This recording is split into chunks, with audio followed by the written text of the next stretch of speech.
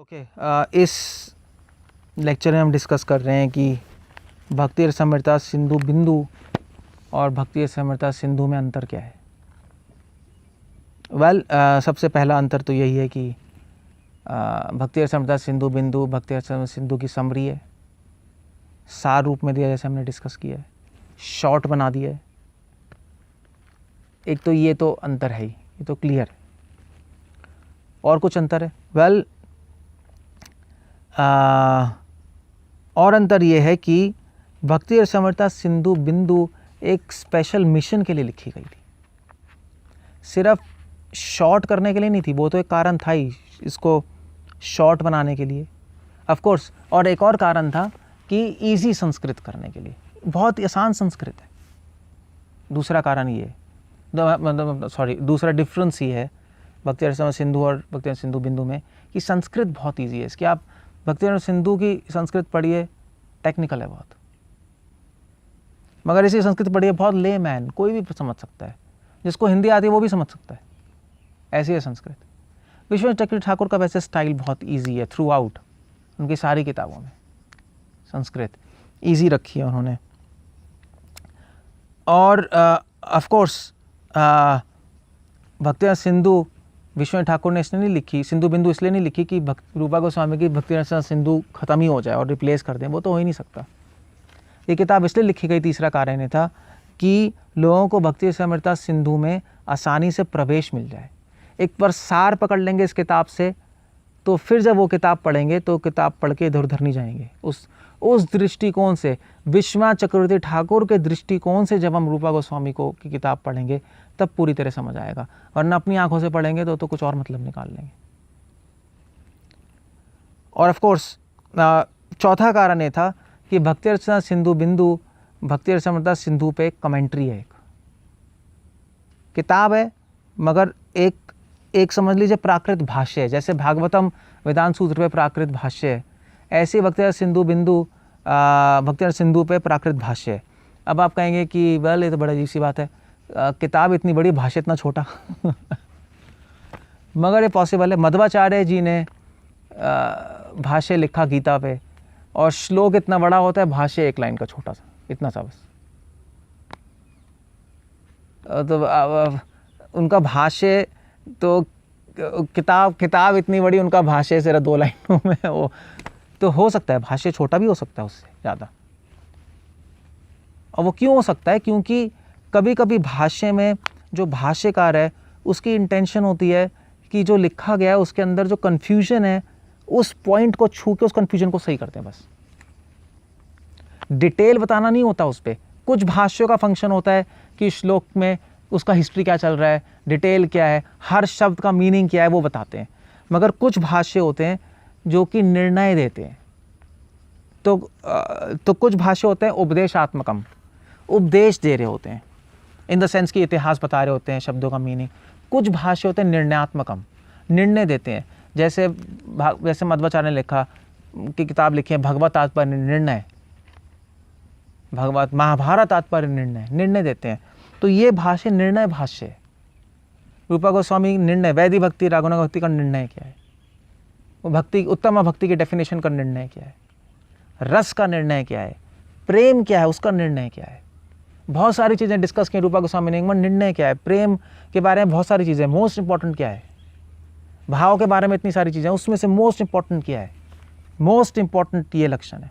ये सारी चीज़ें डिस्कस कर रहे हैं, इससे निर्णय है। और जो मेन जो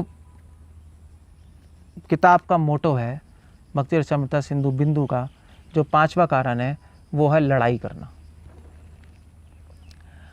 अब भक्ति रसामृता सिंधु बिंदु पढ़िए, उसमें बार बार ये शब्द आ रहे हैं, निरस्त कर दिया, ध्वस्त, निरस्तम, ध्वस्तम, विमतम, ये गलत मत है, ये मत को खंडनम, ये वर्ड्स आ रहे हैं।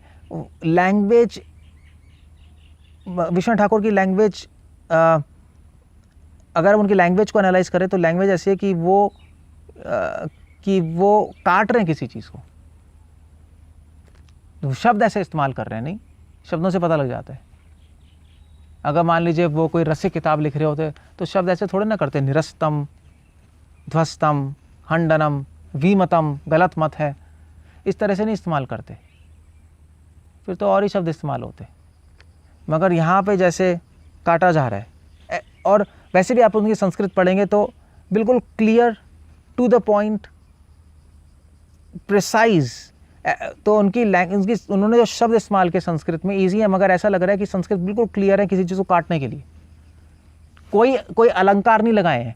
कहने का मतलब है रूपा गोस्वामी ने अपने भक्ति और सिंधु बिंदु में अलंकार लगाए हुए हैं, काव्य की तरह लिखा है। जैसे चंद्रमा, ऐसे जैसे तुम्हारा मुख चंद्रमा की तरह है, डायरेक्ट नहीं बोला, तो उसमें चांसेस होती हैं अलग अलग मीनिंग निकालने की। विश्वनाथ ठाकुर की language Sanskrit, to the point, clear. क्रिया सा भक्ति, भक्ति क्या है? क्रिया, काम खत्म।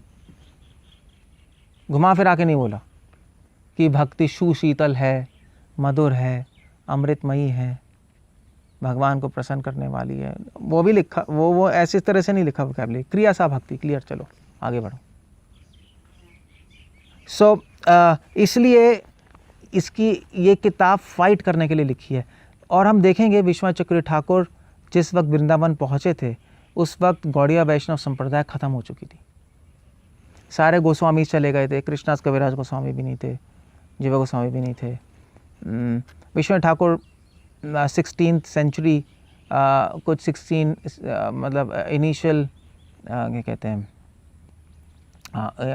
1600 शताब्दी में पहुँचे वृंदावन। आई थिंक अप्रॉक्सीमेटली कब पहुँचे होंगे, लेट मी सी। तो वो 1670 के बाद पहुँचे वृंदावन, अप्रॉक्सीमेटली, या 1670 के बाद वहाँ वृंदावन पहुँचे। और मतलब तो मतलब अराउंड 1670 के बाद वृंदावन पहुँचे हैं। और वहाँ पर उस टाइम तक मतलब सारे आचार्य 1590 तक या मैक्सिमम 1600 तक सारे गोस्वामी चले गए थे। सारे गोस्वामी वृंदावन में, वृंदावन खाली हो गया था। और यहाँ पे 50-60 साल का गैप आया जिसमें पूरा सहिजिज्म फैल गया। अद्वैताचार्य के पुत्र थे बलराम आचार्य, वो वृंदावन में सहिजिज्म फैला दिया। रूप नारायण तो उन्होंने सहिजिज्म फैलाया, सॉरी रूप नारायण नहीं, तो रूप कविराज। लोग भावुक बन गए थे। गोस्वामी की किताबों को अलग अलग तरीके से समझा जा रहा था। गोस्वामी के वृंदावन के मंदिरों को तोड़ दिया था। तो औरंगजेब और उन्होंने अटैक करके काफ़ी मंदिर ध्वस्त कर दिए थे। तो बहुत बुरी हालत थी वृंदावन की एज अ होल, सिर्फ गौड़िया वैष्णव संप्रदाय की नहीं।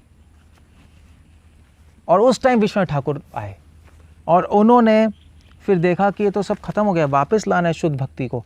इसलिए उन्होंने गोस्वामी की किताब, लोगों को संस्कृत पढ़ने में ही वृंदावन खाली हो गया, सब लोग भाग गए इधर उधर। संस्कृत स्कूल नहीं था पढ़ाने के लिए, कोई संस्कृत सीखने में इंटरेस्टेड नहीं था, लोग कमज़ोर हो गए थे, फेथ कम हो गया था भगवान में। और गोस्वामी की किताबें इतनी बड़ी बड़ी जिसमें संस्कृत लिखी है, इतनी कॉम्प्लेक्स, कौन पढ़ेगा? इसलिए उन्होंने सारी किताबों को छोटे किताबों में कर दिया। जैसे उन्होंने भक्ति सिंधु बिंदु लिखी, उज्ज्वल लीलामणि के ऊपर उज्ज्वल लीलामणि किरण लिखी, छोटी कर दिया। लघु भागवत अमृत को और लघु भागवत कर्ण लिखा, और गोस्वामी के लिटरेचर्स पे भाष्य लिखे कि इससे लोगों को समझ आए चीज़ें। वो मैं डिस्कस करूँगा आगे। मगर इसलिए इस किताब में जो मूड है वो फाइटिंग का है, दोबारा जब शुद्ध भक्ति को सेंटर पॉइंट पे लाना, कि इससे अपा संप्रदाय सारी खंडन हो जाए और महाप्रभु की शुद्ध भक्ति गोस्वामियों के ग्रंथों के आधार पर दोबारा से स्थापित हो जाए। इसीलिए भक्ति रस में सिंधु बिंदु के ये 5 कारण हैं जिससे विश्वनाथ चक्रवर्ती ठाकुर ने ये किताब लिखी। हरे कृष्ण, श्रील प्रभुपाद की जय।